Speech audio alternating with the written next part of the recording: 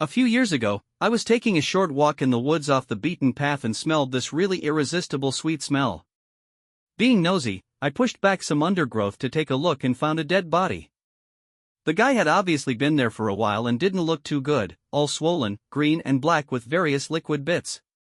The local wildlife had also been having a good lunch for a few days. I called the police, who told me to wait with the body until they arrived.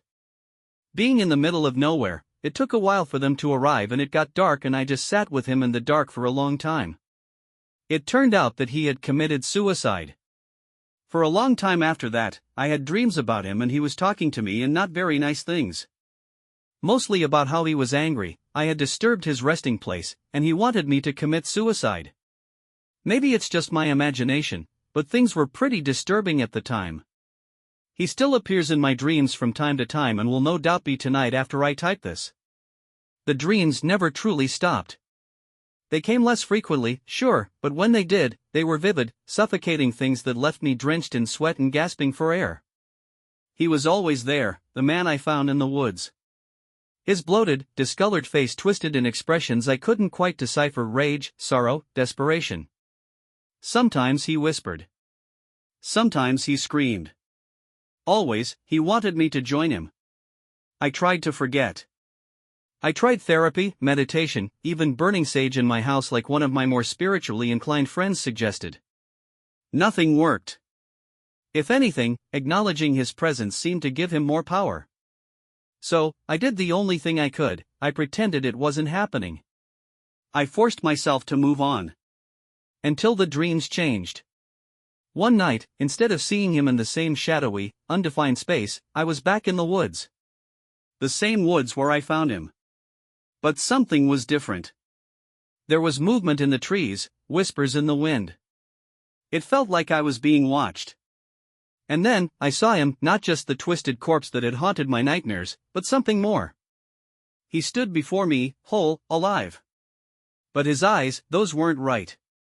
They were too dark, too empty. "You took something from me," he said. His voice was layered, like more than one person was speaking at once. "You shouldn't have come looking." I woke up gasping.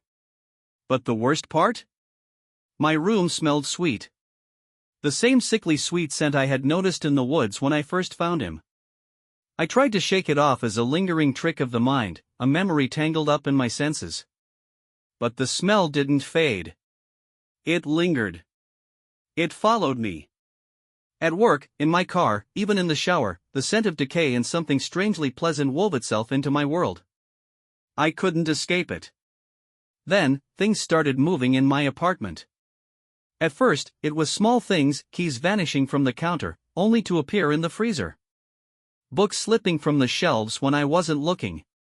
The lights flickering in patterns that made no sense. And the dreams, oh, the dreams grew worse. I started sleepwalking. I woke up one night standing in my backyard, my bare feet cold against the damp grass. Another night, I found myself gripping a kitchen knife with no memory of why. The final straw came when I woke up outside, deep in the woods. The same woods. I don't know how I got there. My car was still in my driveway. My phone was at home.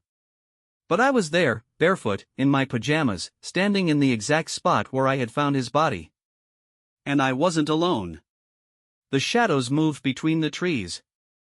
Shapes shifting, watching. I couldn't see faces, but I could feel their eyes on me. I felt frozen, trapped in a nightmare that had somehow become real. And then, the whisper came, soft but clear. "Stay." I ran. I don't remember how I made it home, but when I did, I locked every door, every window, turned on every light. I stayed awake until the sun rose, until exhaustion finally took me. I haven't gone back to those woods since. I moved, left the town behind, thinking maybe if I put distance between myself and that place, the dreams would stop. The whispers would fade. But last night, I woke up with dirt under my fingernails. And that smell is back. The shadows moved between the trees. Shapes shifting, watching. I couldn't see faces, but I could feel their eyes on me. I felt frozen, trapped in a nightmare that had somehow become real. And then, the whisper came, soft but clear. Stay. I ran. I don't remember how I made it home, but when I did, I locked every door, every window, turned on every light. I stayed awake until the sun rose, until exhaustion finally took me. I haven't gone back to those woods since. I moved, left the town behind, thinking maybe if I put distance between myself and that place, the dreams would stop. The whispers would fade. But last night, I woke up with dirt under my fingernails. And that smell is back. I knew I couldn't ignore it any longer. Something was pulling me back, whether I wanted it or not. The scent grew stronger throughout the day, clinging to my clothes, my hair. It felt like an invitation. Or a warning. That night, I locked my doors, shut my windows, and curled under my blankets, determined not to sleep. But exhaustion won. And when I opened my eyes, I wasn't in my bed. I was standing at the edge of the woods, the wind carrying the scent of rotten flowers. The trees loomed like silent sentinels, watching, waiting. And then, I saw him again. Only this time, he wasn't alone. Dark figures stood behind him, shifting, whispering, their voices weaving together into an indecipherable murmur. He stepped forward, his two dark eyes meeting mine. "You belong here," he said, his voice both a whisper and a roar. I turned to run, but my feet sank into the earth, roots twisting around my ankles, pulling me down. Panic surged through me as I struggled, but the more I fought, the deeper I sank. The figures moved closer. Their whispers became clearer. "Stay with us." I screamed, and suddenly, I was back in my bedroom, gasping, my sheets damp with sweat. My hands were coated in dirt, my fingernails caked with soil. And my bedroom window was wide open. I don't know how much longer I can resist. Every time I sleep, I wake up closer to the woods. Every time I run, I'm pulled back. I don't know what will happen when I stop fighting. But I think I'm about to find out. I haven't slept in days. I tried. God knows I tried. But every time my eyes shut, I feel the pull, the slow, insidious drift toward that place. Toward him. Toward them. I can't keep doing this. My body is betraying me. I nod off for seconds at a time, and when I wake, I find the evidence of my journeys, dirt in my bed, leaves tangled in my hair, scratches on my arms as though the branches themselves are reaching for me. My reflection in the mirror is someone I barely recognize, gaunt, hollow-eyed, something already halfway to the grave. I can't do this anymore. I decide to fight back. I pour salt along every window and door. I light candles and whisper prayers I don't believe in. I research every possible way to sever a connection to the dead. But the thing is, I don't think he's just dead. I don't think he's just a spirit. Whatever I found in those woods, whatever I disturbed, it is something more. And it is patient. It knows I am weak. It knows I am breaking. The first night after my futile attempts at protection, I wake up standing outside my house, staring at the tree line. The salt lines are undisturbed. The locks are still bolted. And yet, I am here. My breath comes in ragged gasps as I force myself to turn away, to stumble back inside and barricade myself in the bathroom. I sit in the tub, clutching my knees, whispering over and over, "You are not real. You are not real." But he is. The next night, I wake in my car, miles from home, engine idling, my hands gripping the wheel so tightly my knuckles have gone white. I don't remember leaving. I don't remember starting the car. But here I am. The woods loom ahead, dark and waiting. I drive home without looking back. I know it's only a matter of time before I wake up in the woods again. This time, I won't be lucky enough to escape. This time, I think, they will keep me. So I make a choice. I go willingly. I don't bring a flashlight. I don't bring a weapon. The weight of inevitability is heavy on my shoulders. If I am going to end up there anyway, I want to see the truth before it takes me. My feet move without hesitation, though my body trembles. The deeper I go, the stronger the scent becomes, sickly sweet, decay wrapped in something floral. My head spins, my vision blurs, but I keep walking. And then I see them. The figures shift between the trees, no longer hiding, no longer whispering. They are waiting. He stands at the center, his two dark eyes locked onto mine. He doesn't speak this time. He doesn't need to. I understand now. They have been calling me home. I step closer, the ground soft beneath my feet, the roots parting for me. The air is thick, humming with something ancient and powerful. I should be afraid. But I'm not. I kneel before him, before them. And I stay. When the search party finds my house empty days later, when they comb the woods for traces of me, they will find nothing. No footprints. No signs of struggle. Just the scent of something sweet lingering in the air, fading into the wind. They never found me. Not truly. The search party scoured the woods for days, their voices drifting through the trees, their flashlights cutting through the darkness. But they weren't looking in the right place. They couldn't see what I had seen, couldn't follow where I had gone. Their search was bound by the laws of the living, and I was no longer of their world. But I was still here. I watched them, unseen. I stood in the shadows of the trees, my breath a whisper in the wind. They didn't sense me, not at first. Not until the night stretched longer, until the woods grew quieter, until the air itself became heavy with something unseen. Then they started hearing the whispers. At first, they thought it was the wind. They dismissed the fleeting sense of rotten flowers, the flickers of movement in the corner of their vision. But doubt crept in when they began waking in places they didn't remember walking to. When they found their footprints leading in circles, always back to the same clearing. The place where I had disappeared. Some of them left, shaken but unwilling to admit they were afraid. Others stayed longer, determined to uncover what had happened to me. They asked the locals about the woods, about the legends. Some laughed it off, but there were those who simply shook their heads and muttered warnings. He was chosen, an old man said to one of the searchers who refused to leave. And the chosen don't come back. That searcher never stopped looking. Not even when his friends left. Not even when his dreams became nightmares. He became obsessed, as I had been. He felt the pull, the slow unraveling of his reality. He woke with dirt beneath his fingernails. He smelled the sweetness in the air.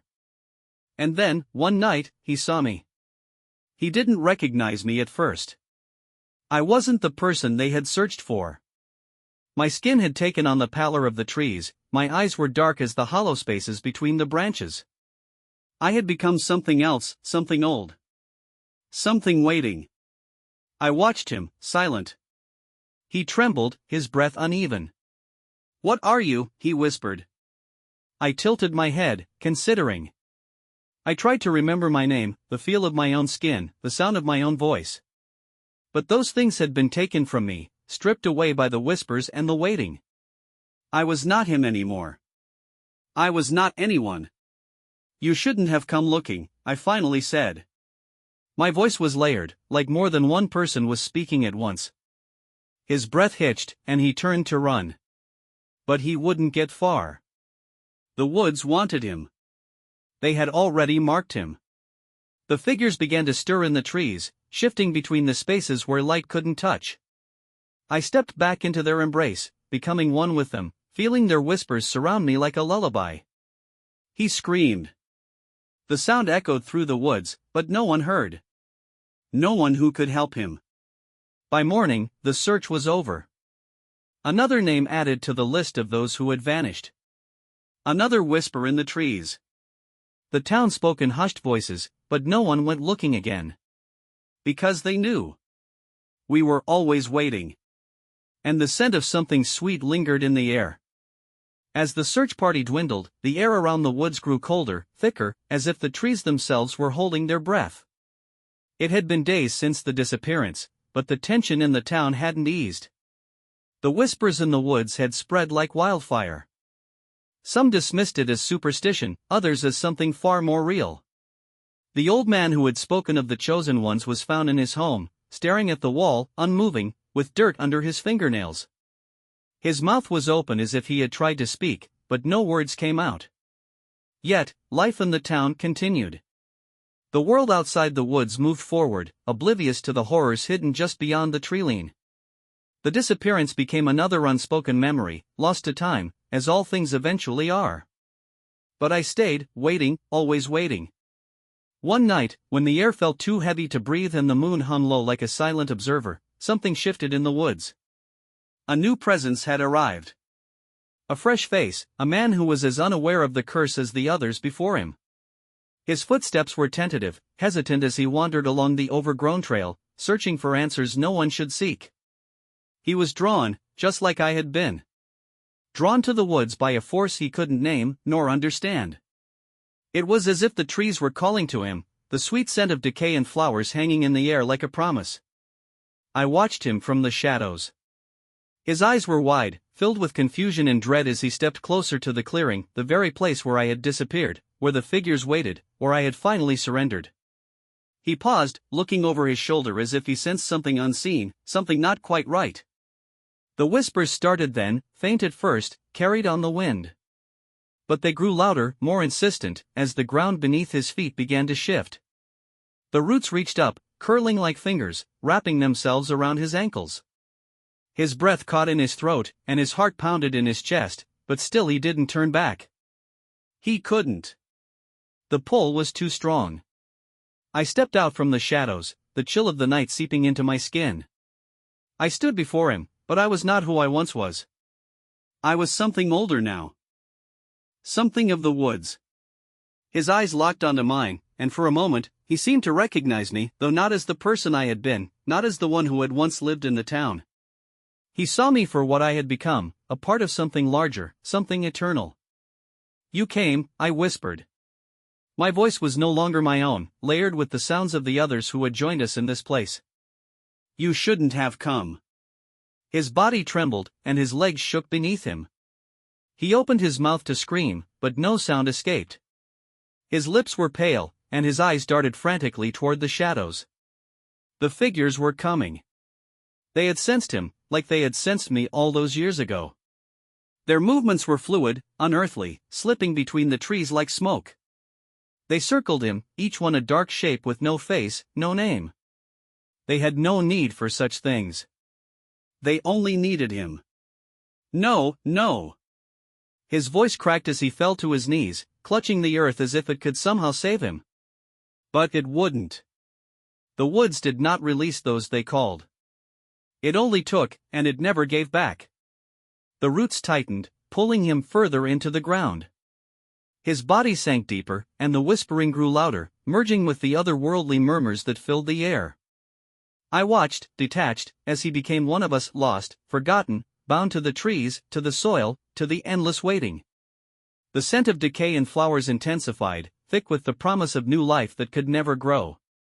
He was part of the woods now. He would remain in the shadows, waiting to call the next. And as the first light of dawn crept over the horizon, the woods fell silent. The searchers would never find him. They would never find any of us. Because once you crossed the threshold of the woods, once you answered its call, you ceased to be a part of the living world. You belong to the shadows now, a whisper lost to time, a story to be told and forgotten. But the scent never faded. It lingered, sweet and heavy, on the wind. A reminder of what had been, and what would always be. The woods were patient. It knew, as we did now, that it was never truly over. It would never be over.